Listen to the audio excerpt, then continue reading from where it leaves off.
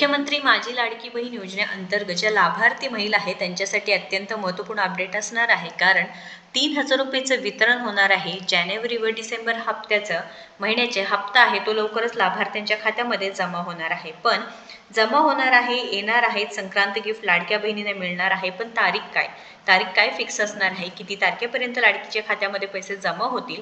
कोणत्या लाडक्या बहिणीने हे पैसे जमा होणार आहेत? आम्हाला नोव्हेंबरचा हप्ता मिळाला नाही त्याच्याबद्दल बोला, अशा लाडक्या बहिणी सतत विचारत आहेत. तर त्यांच्यासाठी अत्यंत महत्त्वपूर्ण अपडेट असल्यामुळे व्हिडिओ शेवटपर्यंत पाहायचा आहे. कारण एक खुशखबर म्हणजे लाडक्या बहिणींना निधी तर मंजूर झालेला आहे. तुम्ही हे जे काही परिपत्रक आहे ते पाहू शकता, ज्यामध्ये वित्त विभागाकडून सांगण्यात आलेलं आहे, मंजुरी मिळाली आहे. तर ते झालेलं असल्यामुळे लाडक्या बहिणींना आता कोणताही हप्ता येण्यास प्रॉब्लेम येणार नाही. कारण पैसे तर जमा झाले आहेत. लाडकी बहीण योजनेसाठी पैशांची कमतरता नाही. पैसे आता लाडक्या बहिणींना मिळणारच आहेत. तर 3,000 रुपयेचं वितरण होणार आहे. तर तारीख काय असणार आहे? तर लक्षात घ्या लाडक्या बहिणींनो, 15 जानेवारी 2026 15 जानेवारीला मतदान असणार आहे. व लाडक्या बहिणींना लक्षात घ्या, 31 जानेवारीला निवडणुका असणार आहे. ते म्हणजेच काय, पंचायत समिती. आणि तुम्हाला तर माहितीच आहे की ह्या निवडणुका होण्यासाठी नक्कीच इथे गव्हर्नमेंटकडून किंवा कोर्टाकडून आदेश मिळालेला आहे की 15 जानेवारीला तरी 29 महानगरपालिकेच्या निवडणुका तरी असणारच आहे. व 31 जानेवारीला पंचायत समिती असो किंवा जिल्हा परिषदेच्या निवडणुका असणार आहे. त्याच्यामुळे सरकार इथे लाडक्या बहिणींना ही तारीख महत्त्वाची असणार आहे. कारण सरकारला सुद्धा माहिती आहे की लाडक्या बहिणी आपल्यासाठी किती महत्त्वाच्या आहेत. तर 10 ते 14 तारखेपर्यंत हे पैशांचं वितरण होऊ शकतं. कारण खूप मोठ्या नेत्यांनी सुद्धा सांगितलं आहे की लाडक्या बहिणींच्या बँक खात्यात डिसेंबर व जानेवारीचे एकत्रित 3,000 रुपये 14 जानेवारीपूर्वी जमा होणार आहेत. त्यामुळे लाडक्या बहिणींनो, तुम्हाला सुद्धा काय वाटतं नक्कीच कमेंट करायचं आहे. हे पैसे यायला पाहिजे का नको? कारण मला असं वाटतं की ही लाडक्या बहिणीनं येणं गरजेचं असणार आहे. कारण ऑलरेडी डिसेंबर महिना संपलेला आहे, जानेवारी सुरू झाला आहे. एकत्रितपणे जर 3,000 रुपये जमा झाले तर लाडक्या बहिणींचा नक्कीच फायदा होणार आहे. आता दुसरा प्रश्न म्हणजे कोणाला पैसे येणार आहेत? तर लाडक्या बहिणींनो, ज्या लाभार्थी महिला आहेत त्यांना पैसे येणार आहे. तुमची KYC झालेली असो नसो तरी सुद्धा हे पैसे जमा होणार आहेत. तर 2 महिन्याचे असणार आहे, डिसेंबर व जानेवारी. आता तुम्ही म्हणाल की आता इलेक्शनचं शेड्यूल सांगितलं आहे तुम्ही, तर आचारसंहिता सुरू आहे, तर त्याचं काय? आचारसंहिता आहे तरीसुद्धा आमच्या खात्यामध्ये हे पैसे जमा होणार का? तर लाडक्या बहिणींनो, लक्षात घ्या, राज्य सरकारच्या माध्यमातून निराधार योजना व लाडकी बहीण योजना ही चालवली जाते. व जे काही ही योजना आहे ती आधीपासून आहे, म्हणजे जुनी योजना आहे, नव्याने सुरू झालेली योजना नाही.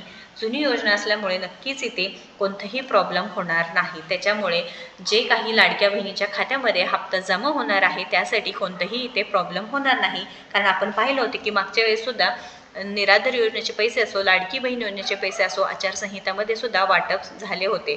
त्यामुळे इथे लाडक्या बहिणींनो 100% तुमच्या खात्यामध्ये हे पैसे जमा होण्यासाठी नक्कीच मदत होणार आहे. आता हे काही शासन निर्णय आलेला आहे किंवा परिपत्रक आलेलं आहे, ज्या राज्य सरकारच्या माध्यमातून, म्हणजे आपले हिवाळी अधिवेशन होतं, विधिमंडळाच्या डिसेंबर 2025 मध्ये मागणी केली होती खर्चासाठी, पैशासाठी. तर अति तत्काळ त्यांनी नोटीससुद्धा काढली व परिपत्रकामध्ये सांगितलं की वित्त विभागाकडून ही मंजुरी मिळाल्यामुळे लाडक्या बहिणींना असो किंवा जे काही योजनेसाठी पैसे लागणार आहे आता थेट त्यांच्या खात्यामध्ये जमा होणार आहे. ही मंजुरी इथे केंद्र शासनाने मंजूर केलेली आहे. बघा, सगळं काही मंजुरी इथे मिळाली आहे. राज्य सरकार असू द्या, वित्त विभाग असू द्या, किंवा जे काही शेड्यूल झालेलं आहे, जे बजेट ठरलेलं आहे, त्याच्यामुळे नक्कीच इथे लाडक्या बहिणींना फायदा होणार आहे. तर हे मकर संक्रांतीचे गिफ्ट 3,000 रुपये असणार आहे. कधी पैसे येणार हे तुम्हाला कळालंच आहे की 10 ते 14 तारखेपर्यंत वितरणाची दाट शक्यता आहे. त्यामुळे लाडक्या बहिणींनो, तुमचं बँक सीडिंग असू द्या, ॲक्टिव्ह आहे का नाही, सगळं चेक करून घ्यायचं आहे, जेणेकरून तुमच्या हप्त्याच्या वेळेस तुम्हाला कोणतेही प्रॉब्लेम येणार नाही. तर आता नोव्हेंबरच्या हप्त्याचं बोला, काय झालं? नोव्हेंबरच्या हप्त्याचं काय झालं आहे? तर लक्षात घ्या, एकच GR निघाला होता. ज्यावेळेस हे सुरू झालं होतं नोव्हेंबरचा हप्ता, त्यावेळेस फक्त एकच GR निघाला. ते म्हणजे कोणाकडून?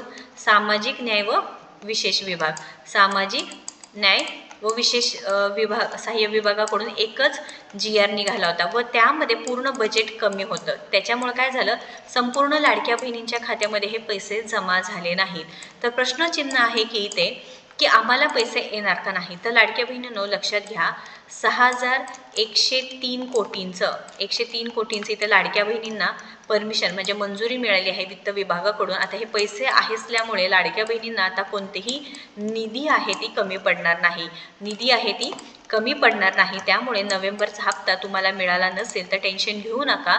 तर नोव्हेंबरचा हप्तासुद्धा जमा होईल व तुम्हाला कोणत्या म्हणजे तुमचं गाव कोणतं आहे नक्कीच कमेंट करायचं आहे. तुम्हाला ऑक्टोबरपर्यंत पैसे जमा झाले का नाही नक्कीच सांगायचं आहे.